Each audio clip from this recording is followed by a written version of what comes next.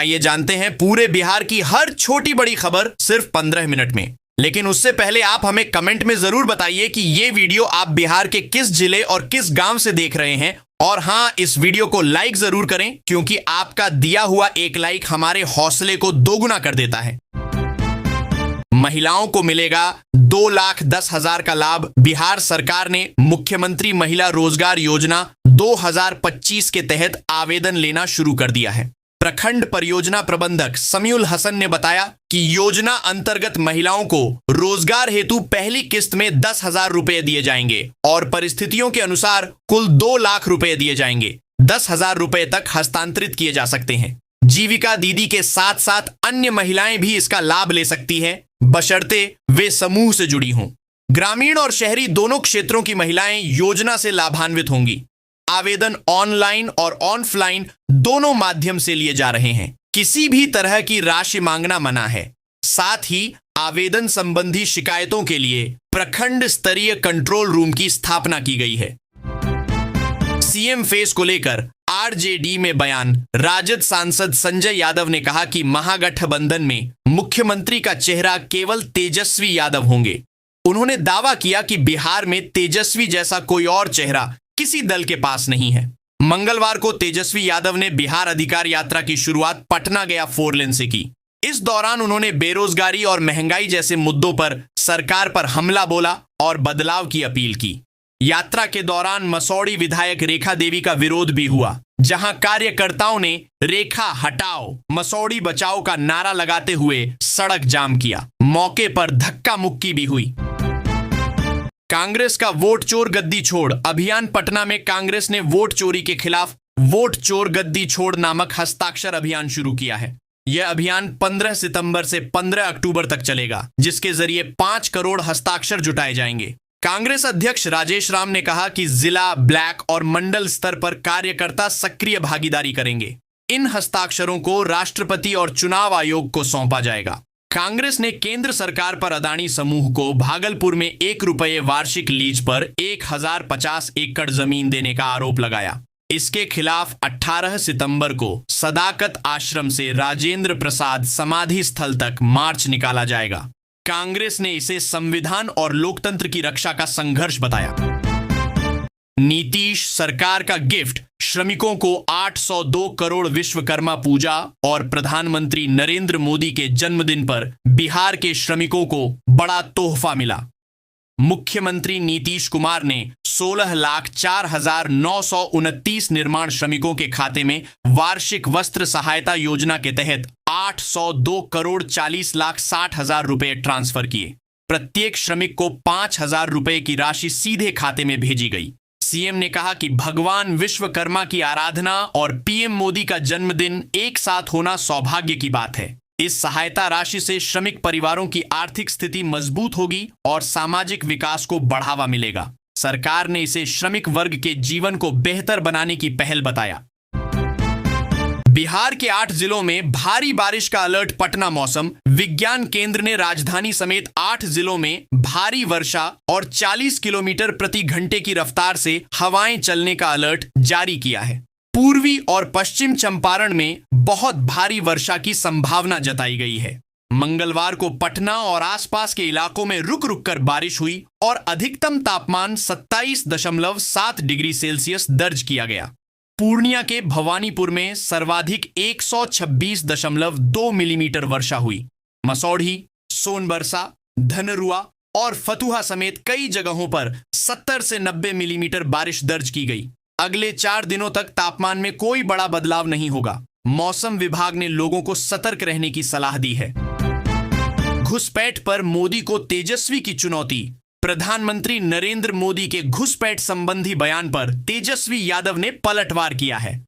उन्होंने कहा कि एनडीए रोजगार, शिक्षा और स्वास्थ्य में विफल रहा है, इसलिए घुसपैठ का मुद्दा उठाकर ध्यान भटकाने की कोशिश हो रही है। पूर्णिया की जनसभा में पीएम ने कहा था कि घुसपैठियों को देश से बाहर निकालेंगे। जवाब में तेजस्वी ने सवाल किया कि 11 साल सत्ता में रहने और 20 साल बिहार पर शासन करने के बावजूद एनडीए एक भी घुसपैठिए की पहचान क्यों नहीं कर पाया। तेजस्वी ने वादा किया कि उनकी सरकार पढ़ाई, दवाई, कमाई, सुनवाई और कार्रवाई पर फोकस करेगी। पटना में ओवर स्पीड वाहनों पर कार्रवाई। बिहार में ओवर स्पीड गाड़ियों के मामलों में पटना सबसे आगे है। परिवहन विभाग के कमांड एंड कंट्रोल सेंटर से 54,000 से ज्यादा वाहनों की निगरानी की जा रही है। पिछले 1.5 साल में 3,552 वाहन ओवर स्पीडिंग में पकड़े गए, जिनमें से 868 मामले पटना के हैं। वित्तीय वर्ष 2024 से 25 में 2007 वाहन तेज रफ्तार में मिले, जिनमें 1,051 कैब शामिल थीं। चालू वित्तीय वर्ष 2025 से 26 में अब तक 1,545 वाहन नियम तोड़ चुके हैं। इनमें बस, कैब और निजी गाड़ियां शामिल हैं। विभाग ने सभी मामलों में चालान जारी करने के लिए संबंधित जिलों के परिवहन अधिकारियों को निर्देश दिया है। भागलपुर में बनेगा नया 4 लेन पुल। भागलपुर में सुखनिया नदी पर बौंसी और श्याम बाजार के बीच नया 4 लेन पुल बनेगा। एनएच विभाग ने रांची की राजवीर कंस्ट्रक्शन को कार्य आदेश जारी कर दिया है। छठ पूजा के बाद पुल निर्माण शुरू होगा। परियोजना की लागत 42 करोड़ थी, लेकिन कम बिड रेट के कारण काम 22 करोड़ 13 लाख रुपए में मिला। पुल 370 मीटर लंबा और 20 मीटर चौड़ा होगा, जिसमें 6 पिलर बनाए जाएंगे। काम 2 साल में पूरा करने का लक्ष्य है। इसके साथ ही भोलानाथ फ्लाईओवर पर भी तेजी से काम शुरू हो गया है। रेलवे से अनुमति मिलने के बाद पिलरों की खुदाई का कार्य जारी है। पीएम मोदी के जन्मदिन पर जीएसटी रिफॉर्म्स को लेकर धन्यवाद सभा। प्रधानमंत्री नरेंद्र मोदी के जन्मदिन पर व्यवसायियों ने जीएसटी दर घटाने पर आभार जताते हुए धन्यवाद सभा आयोजित की। कार्यक्रम का नेतृत्व भाजपा जिला कोषाध्यक्ष अश्वनी जोशी मोंटी ने किया। मुख्य अतिथि अल्पसंख्यक आयोग के सदस्य राजेश जैन, भाजपा जिला अध्यक्ष संतोष शाह, मीडिया पैनलिस्ट प्रीति शेखर और चेंबर के पूर्व अध्यक्ष राम गोपाल पोद्दार रहे। सभा में जीएसटी की 12% और 22% स्लैब हटाने के फैसले को ऐतिहासिक बताया गया। प्रीति शेखर ने जीएसटी संशोधन पर विस्तृत जानकारी दी। वहीं भाजपा नेताओं ने इसे जनता को सीधा लाभ पहुंचाने वाला कदम बताया। नेपाल जेएनजी आंदोलन से मुजफ्फरपुर की कपड़ा मंडी ठप। नेपाल में चल रहे जेएनजी आंदोलन का सीधा असर मुजफ्फरपुर की सूतापट्टी और लहठी मंडी पर पड़ा है। यहां से नेपाल को कपड़े, चावल, गेहूं, हार्डवेयर और मक्का की आपूर्ति होती है। आंदोलन के कारण कारोबार में करीब 200 करोड़ रुपए तक के नुकसान का अनुमान लगाया गया है। कपड़ा व्यवसायियों के अनुसार दशहरा से पहले मंडी में हमेशा रौनक रहती थी, लेकिन इस बार सन्नाटा है। 8 सितंबर से कारोबार प्रभावित है, जिससे 750 से अधिक दुकानों पर असर पड़ा। नेपाल से सैकड़ों व्यापारी अभी तक मंडी नहीं पहुंचे हैं। हालात सामान्य होने में 1 सप्ताह का समय लगेगा। कारोबारियों ने त्योहार से पहले नुकसान की भरपाई की उम्मीद जताई है। बारिश से मुजफ्फरपुर में डूबी स्मार्ट सिटी की सड़कें। मुजफ्फरपुर में 2 दिन से हो रही बारिश ने स्मार्ट सिटी की व्यवस्था की पोल खोल दी है। नाले का पानी कई सड़कों और मोहल्लों में घुस गया है। नीम चौक से पोखरिया पीर रोड पर जल जमाव सबसे गंभीर है। यहां पानी काला पड़ने लगा है, जिससे दुर्गंध फैल रही है और बीमारियों का खतरा बढ़ गया है। मोहल्ले के लोगों को घर से निकलने में परेशानी हो रही है। बाइक और स्कूटी सवार जलजमाव के कारण गिरकर घायल हो रहे हैं।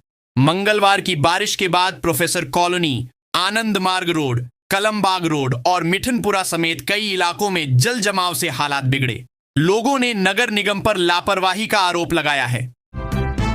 भोजपुर में अवैध हथियार के साथ 2 बदमाश गिरफ्तार। भोजपुर जिले के करनामेपुर थाना पुलिस ने बुधवार को छापेमारी कर 2 बदमाशों को अवैध हथियार और कारतूस के साथ गिरफ्तार किया। रामदत्तही गांव स्थित काली मंदिर के पास से देसी कट्टा, कारतूस, मोटरसाइकिल और 2 मोबाइल बरामद किए गए। पुलिस अधीक्षक राज ने बताया कि गुप्त सूचना पर छापेमारी की गई। गिरफ्तार आरोपियों की पहचान बक्सर निवासी आशिकेश कुमार तिवारी और शाहपुर निवासी हरिओम सिंह के रूप में हुई है। दोनों पर आर्म्स एक्ट के तहत प्राथमिकी दर्ज कर ली गई है। पुलिस उनसे पूछताछ कर यह पता लगाने की कोशिश कर रही है कि वे किसी बड़े अपराध की साजिश में शामिल थे या नहीं। जीविका दीदियों को रोजगार के लिए 10,000 की पहली किस्त। मुख्यमंत्री रोजगार योजना के तहत जिले की जीविका से जुड़ी महिलाओं को स्वरोजगार के लिए 10,000 रुपये दिए जाएंगे। पहले चरण में 1,36,000 जीविका दीदियों को लाभ मिलेगा। प्रखंड प्रसार पदाधिकारी आफरीन परवेज ने बताया कि यह राशि सीधे महिलाओं के बैंक खाते में 20 सितंबर के बाद जमा होगी। जिले में करीब 2.25 लाख महिलाएं जीविका से जुड़ी हैं। नई महिलाओं को भी योजना में जोड़ा जा रहा है और उनके लिए आवेदन प्रक्रिया शुरू हो चुकी है। हालांकि कुछ जीविका सीएम पर अवैध वसूली के आरोप मिले हैं। जांच में दोषी पाए गए 1 दर्जन सीएम को निलंबित कर दिया गया है। पूरे जिले में 1,98,395 जीविका दीदी निबंधित हैं, जिन्हें लाभ मिलेगा। भागलपुर में पत्नी ने पति पर दर्ज कराया मुकदमा। भागलपुर के पीर पैंती में एक महिला ने अपने पति पर जाति सूचक गाली देने और प्रताड़ित करने का मामला दर्ज कराया है। पीड़िता की शादी इसी वर्ष फरवरी में हुई थी और वह 3 माह की गर्भवती है। आरोप है कि पति ने दहेज में 1 लाख रुपए और मोटरसाइकिल की मांग की, साथ ही जान से मारने की धमकी भी दी। मामला दर्ज कर पुलिस ने जांच शुरू कर दी है। पीड़िता ने वरीय अधिकारियों और एसएससी एसटी थाना में शिकायत दी है। महिला ने कहा कि उसे मारपीट कर घर से निकाल दिया गया। पुलिस का कहना है कि मामले की गहन जांच की जा रही है और दोषी पाए जाने पर कड़ी कार्रवाई होगी। भागलपुर मेडिकल कॉलेज में ठगी का मामला। जेएलएनएमसीएच भागलपुर में एक दलाल ने मरीज के परिजन से ऑनलाइन ट्रांजैक्शन करवाकर ठगी की। ठग ने खुद को अस्पताल कर्मचारी बताते हुए कहा कि वह मजबूत केस के लिए इंजरी रिपोर्ट बनवा देगा। इस झांसे में आकर पीड़ित निसार ने पैसा ट्रांसफर कर दिया। घटना के बाद पीड़ित ने बरारी थाना में प्राथमिकी दर्ज कराई है। निसार ने बताया कि गांव में मारपीट में उसकी पत्नी और बच्ची घायल हो गई थी और मायागंज अस्पताल में इलाज चल रहा है। पुलिस ने मामला दर्ज कर जांच शुरू कर दी है। अधिकारियों का कहना है कि ऐसे मामलों में सजग रहना जरूरी है और दोषियों पर कड़ी कार्रवाई की जाएगी। बिहार में 17 से 21 सितंबर तक बारिश का पूर्वानुमान। मौसम विभाग ने भागलपुर और आसपास के जिलों में 17 से 21 सितंबर के बीच हल्की से मध्यम बारिश का पूर्वानुमान जताया है। इस दौरान अधिकतम तापमान 29 से 34 डिग्री और न्यूनतम तापमान 26 से 28 डिग्री सेल्सियस रहने की संभावना है। आर्द्रता 90% तक रहेगी और दक्षिण पूर्वी हवा 4 से 6 किलोमीटर प्रति घंटा की रफ्तार से चलेगी। मंगलवार को भागलपुर में अधिकतम तापमान 29.9 और न्यूनतम 24.9 डिग्री दर्ज किया गया।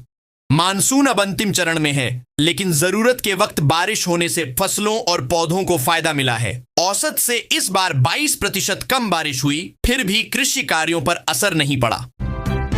35 लाख से बनी सड़क टूटी, डीएम की डेडलाइन बेअसर। समस्तीपुर में ग्रामीण कार्य विभाग की लापरवाही सामने आई है। जर्जर सड़कों की मरम्मत के लिए 15 सितंबर तक गड्ढे भरने की डेडलाइन डीएम ने तय की थी, लेकिन एक दिन बाद भी काम नहीं हुआ। शेरपुर मिडिल स्कूल से चौक तक 2020 में करीब 35 लाख रुपए की लागत से बनी सड़क महज 2 साल में टूट गई। जल निकासी व्यवस्था न होने के कारण हल्की बारिश में भी जल जमाव हो जाता है। स्थानीय लोगों ने कई बार जिला प्रशासन और मुख्यमंत्री कार्यालय तक गुहार लगाई, लेकिन कार्रवाई नहीं हुई। पिछले वर्ष आंदोलन पर खानापुरी मरम्मत की गई थी, जो 2 दिन की बारिश में उखड़ गई। अब हालत इतनी खराब है कि यह सड़क शहर प्रवेश मार्ग होकर भी दलदल में बदल चुकी है। शराब तस्करी में 3 पीढ़ियां, 8 गिरफ्तार। सीतामढ़ी में शराबबंदी के बीच बड़ी कार्रवाई हुई है। उत्पाद विभाग ने शराब तस्करी में शामिल एक ही परिवार की 3 पीढ़ियों समेत 8 लोगों को गिरफ्तार किया है। फकुली थाना क्षेत्र के हाईवे पर छापेमारी में दिल्ली नंबर की 2 लग्जरी गाड़ियां पकड़ी गईं। दोनों में गुप्त बॉक्स से 24 कार्टन हरियाणा निर्मित शराब बरामद हुई। गिरफ्तार आरोपियों में 88 वर्षीय नारायण राउत, उसका बेटा और पोता शामिल हैं। इनके साथ ही कई रिश्तेदार और चालक भी पकड़े गए। सभी पर उत्पाद अधिनियम की धारा में केस दर्ज हुआ है। कार्रवाई इंस्पेक्टर दीपक कुमार सिंह के नेतृत्व में की गई। गाड़ियां शराब समेत जब्त कर ली गई हैं और आगे की जांच जारी है। खगड़िया में भारी बारिश का अलर्ट। 23 तक येलो वार्निंग। बिहार में मौसम विभाग ने अगले 5 दिनों तक भारी बारिश का पूर्वानुमान जारी किया है। खगड़िया और आसपास के जिलों में 23 सितंबर तक लगातार बारिश की संभावना है। मंगलवार को जिले में बलतारा में 60 मिलीमीटर और चौथम में 40 मिलीमीटर वर्षा रिकॉर्ड हुई, जबकि सोमवार को खगड़िया में 158 मिलीमीटर बारिश हुई थी। लगातार बारिश से शहर और गांवों में जलजमाव की स्थिति बन गई है। न्यूनतम तापमान 25.5 और अधिकतम 32 डिग्री सेल्सियस रिकॉर्ड किया गया। येलो अलर्ट के तहत बुधवार और गुरुवार को तेज हवा और मेघगर्जन के साथ वज्रपात की चेतावनी दी गई है। हवा की रफ्तार 30 से 40 किलोमीटर प्रति घंटा तक हो सकती है। बारिश से तापमान में 2 से 3 डिग्री की गिरावट दर्ज होगी। आरजेडी विधायक के भाई की दबंगई, युवक को बांधकर पीटा। मधेपुरा के शंकरपुर थाना क्षेत्र में पंचायत के मुखिया पति और राजद विधायक चंद्रहास चौपाल के भाई प्रभाष चौपाल पर दबंगई का आरोप लगा है। चोरी के शक में युवक अमित कुमार को खूंटे से बांधकर पीटा गया। सिर मुंडवाकर मुंह पर कालिख पोत गांव में घुमाया गया। घटना 13 सितंबर की है। पुलिस ने 30 किलो गेहूं बरामद कर अमित और उसके साथी करण कुमार को गिरफ्तार किया। इसके बाद अमित की मां ने प्रभाष चौपाल समेत 10 लोगों और 5-6 अज्ञात पर जाति सूचक शब्दों के प्रयोग और मारपीट का केस दर्ज कराया। आरोपी भाजपा मंडल अध्यक्ष और प्रखंड 20 सूत्री समिति के उपाध्यक्ष भी हैं। मामला गंभीर होने से जांच तेज हो गई है। मधुबनी में बाइक चोर गिरोह सक्रिय, 1.5 दर्जन गाड़ियां गायब। मधुबनी शहर में बाइक चोरी की घटनाओं से लोग दहशत में हैं। सितंबर माह में अब तक करीब 1.5 दर्जन बाइक चोरी हो चुकी है, लेकिन नगर थाना पुलिस एक भी बाइक बरामद नहीं कर पाई। चोरों ने सदर अस्पताल, कोर्ट परिसर, मेडिकल कॉलेज, रेस्टोरेंट और दुकानों के सामने से दिन दहाड़े बाइक उड़ा ली। हालात ऐसे हैं कि ग्रामीण इलाकों से शहर आने वाले लोग भी अपनी गाड़ियों की सुरक्षा को लेकर चिंतित हैं। हाल में मेहंतीलाल चौक के वार्ड संख्या 25 में संजय कुमार की बाइक दरवाजे से चोरी हो गई। लगातार बढ़ती घटनाओं ने पुलिस की गश्ती व्यवस्था पर सवाल खड़े कर दिए हैं। गिरोह का मनोबल बढ़ा हुआ है और शहर की कानून व्यवस्था पर दबाव साफ दिख रहा है। भागलपुर किऊल रूट पर नई राजधानी एक्सप्रेस। भागलपुर, जमालपुर और साहिबगंज के यात्रियों को राजधानी एक्सप्रेस की नई सौगात मिली है। मिजोरम के सायरंग स्टेशन से आनंद विहार टर्मिनल तक चलने वाली राजधानी एक्सप्रेस अब इस रूट से गुजरेगी। ट्रेन 19 सितंबर से नियमित परिचालन में आएगी। अप रूट पर यह हर शुक्रवार को शाम 4:30 सायरंग से खुलेगी और शनिवार को शाम 6:10 भागलपुर तथा रात 7:10 जमालपुर पहुंचेगी। डाउन रूट पर राजधानी 21 सितंबर से आनंद विहार से खुलेगी। ट्रेन का भागलपुर और जमालपुर जंक्शन पर 5-5 मिनट का ठहराव होगा। यात्रियों को अब सप्ताह में मंगलवार और शनिवार को राजधानी एक्सप्रेस से सफर करने का मौका मिलेगा। किराया तेजस राजधानी से थोड़ा कम रखा गया। तेजस्वी यादव का हमला, चाचा भतीजा पॉलिटिक्स।